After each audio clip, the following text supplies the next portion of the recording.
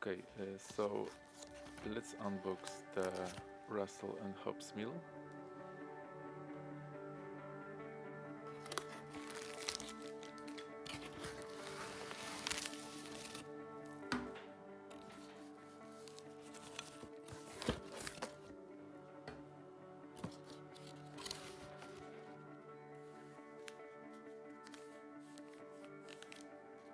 Standard instruction.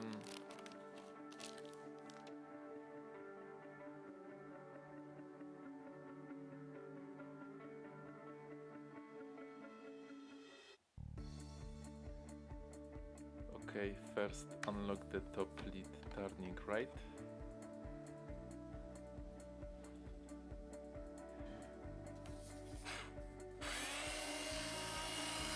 Then you must to insert 4 AA batteries and reverse to the left, locking the batteries.